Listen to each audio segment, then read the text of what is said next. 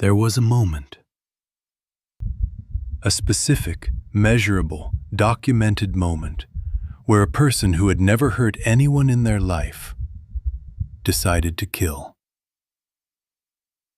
And here's what the research actually shows. That moment, it's not as far from your life as you think. In the last two videos, we established two things. One, dangerous people don't look dangerous. They look exactly like everyone else. Two, the criminal brain isn't some rare anomaly. The same wiring exists in all of us.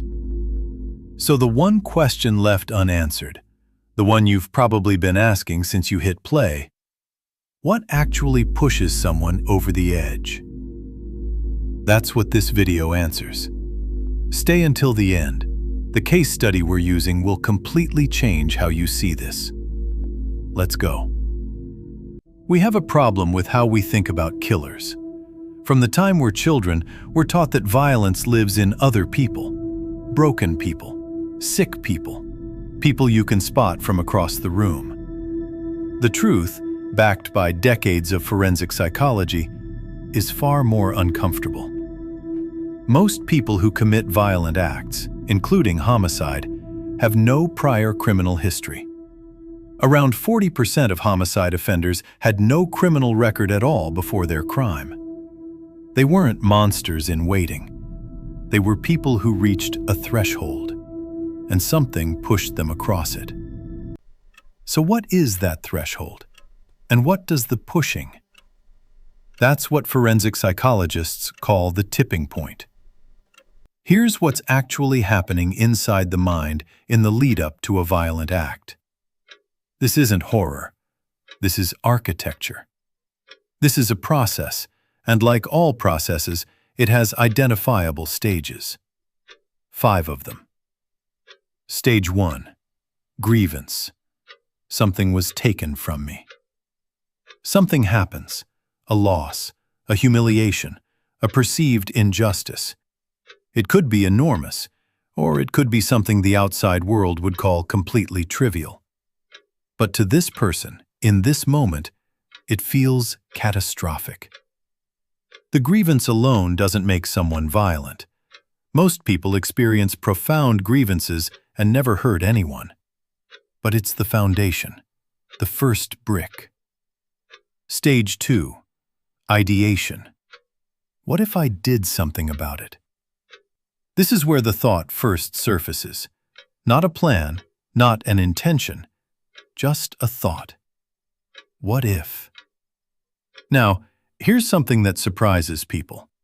Studies suggest that up to 79% of people have experienced a fleeting thought of harming someone at some point in their lives. 79%. The thought alone is not the danger. The thought is human. What matters is what happens next. Stage 3. Rumination. I keep coming back to this. This is where the pathway diverges. For most people, the thought comes and goes. Life continues. The grievance fades. But for some, the thought sticks. They return to it. They replay the original injury. They begin, without realizing it, to rehearse. Psychologists call this perseverative thinking, and it does something measurable to the brain. Repeated mental rehearsal of a scenario makes it feel increasingly real and increasingly possible. The unthinkable starts to feel familiar. Stage 4. Planning. I'm starting to figure out how. This is the clearest warning sign, and the most frequently missed. The person begins organizing, not necessarily consciously. They notice details they didn't before. They think about timing, about access, about what comes after. According to the U.S. Secret Service National Threat Assessment Center, in 93% of mass violence incidents, someone knew beforehand. 93%. They were rarely taken seriously. Stage 5. The trigger. something tips the balance. Most people imagine the trigger as something enormous, a catastrophic breaking point you could see coming from miles away. But in case after case after case, the trigger is often shockingly small. A voicemail not returned, a final rejection letter, a door slammed in a hallway. Things that, on any other day, would have meant absolutely nothing.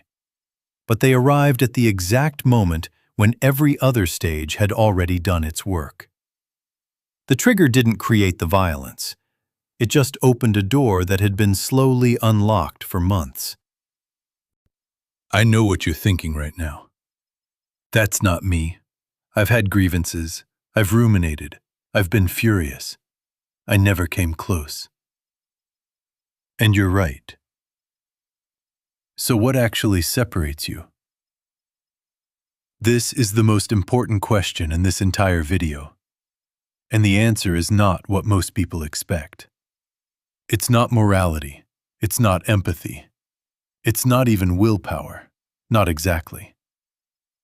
It's the presence, or absence, of what psychologists call inhibitory factors. The brakes on the car. And those brakes can be worn down by stress, by isolation, by repeated trauma, by the slow collapse of everything that used to hold a person together. So the real question isn't, are you capable of violence? The real question is, how strong are your brakes right now? I want to show you every stage of that pathway in a real case. A case forensic psychologists still study today, because it is one of the clearest documented examples of how an ordinary person reaches an extraordinary threshold. His name was John List. By every external measure, John List was not a dangerous man. He was an accountant, a churchgoer, a father of 3, a man who wore the same suit to work every day and sat in the same pew every Sunday. But beneath that surface, the 5-stage pathway had been running, quietly, invisibly, for years. Stage 1. Grievance. Mounting debt. A lost job. Crushing shame. His family had no idea how bad things really were. Stage 2. Ideation. What if they were better off without this life? He framed it to himself not as destruction, but as protection. Stage 3. Rumination. Months of theological justification. He wrote letters explaining his decision before it happened. Stage 4. Planning. He contacted the children's school, told them the family would be away. He arranged for the mail to be held. He chose a date. Stage 5. The trigger. A final financial notice arrived. The last door closed. On the morning of November 9th, 1971, John List killed his wife, his mother, and all 3 of his children inside that house. Let every name that's about to appear land. Helen List. Alma List. Patricia, 16 years old. Frederick, 13. John Jr., 11 years old. He then drove to his son's football game to watch it, because he didn't want anyone to notice something was wrong too soon. He left every light in the house on, every radio running. For weeks, neighbors assumed the family was simply away. He was gone for 18 years, caught in 1989, still working as an accountant, still attending church every Sunday. Sentenced to 5 consecutive life terms. Here's what John List's case reveals that most crime coverage completely misses. He didn't snap.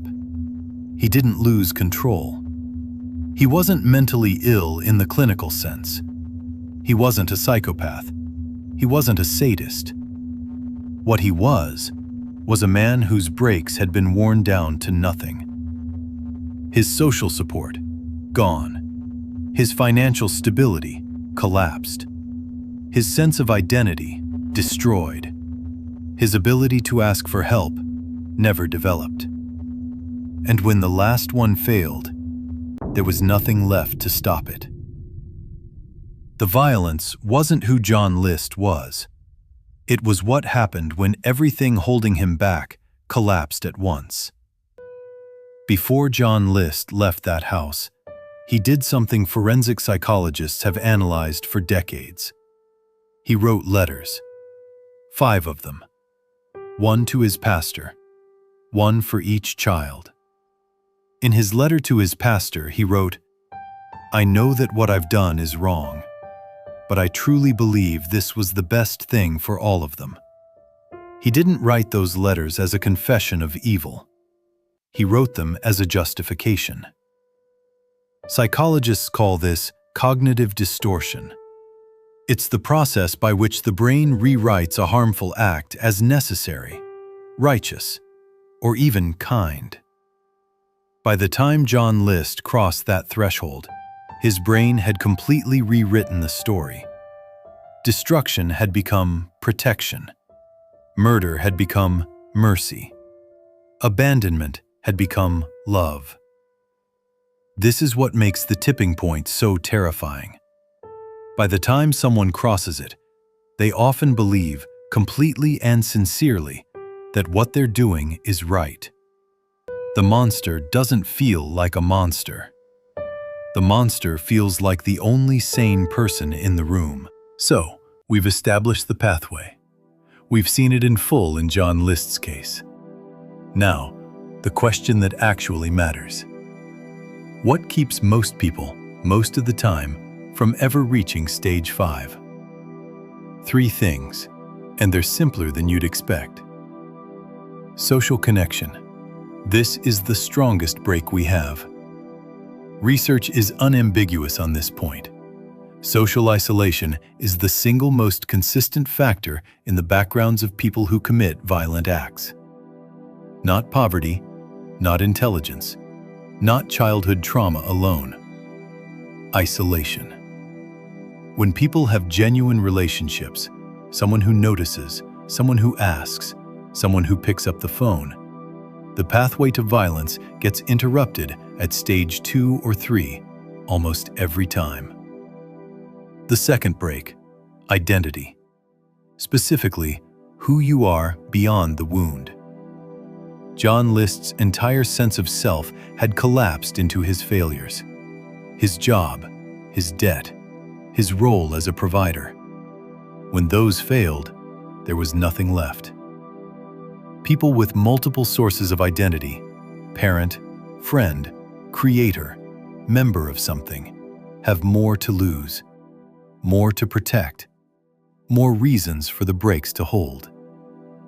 The third break, and the most underrated one, is simply being able to name what you're feeling. Studies show that the act of labeling an emotion, "I am humiliated," measurably reduces the brain's threat response. Naming an emotion activates the prefrontal cortex, the rational brain. It literally turns down the amygdala, the reactive brain. In plain terms, words reduce rage. People who can say, "I know exactly what I'm feeling and why," are neurologically safer than people who can only feel it, unnamed, unprocessed, quietly building. Here's what this means. The moment a normal person decides to kill, it is almost never the result of a defective mind. It's the result of a process, a pathway with identifiable stages, visible warning signs, moments where it can be interrupted. The research tells us something both terrifying and, if you look at it the right way, hopeful. Terrifying because the capacity lives closer to the surface than we want to believe. Hopeful because if it's a process, it can be interrupted. Violence is rarely inevitable. It is almost always preventable, if someone is paying attention. Most people never cross the threshold, not because they're built differently, but because somewhere along the pathway, someone was there. A phone call returned, a question asked, a door left open instead of closing.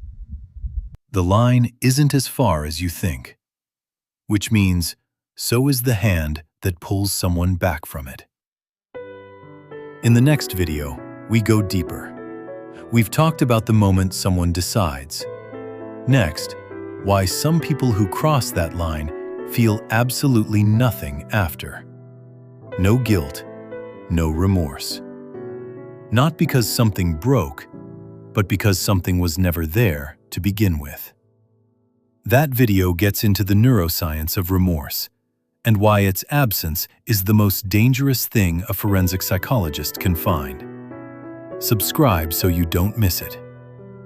If this changed how you think, that's exactly what this channel is for. Drop a comment below. Which of the 5 stages do you think is the most dangerous, and why? Subscribe if you're new. New video every week. Until next time, stay curious. Stay analytical.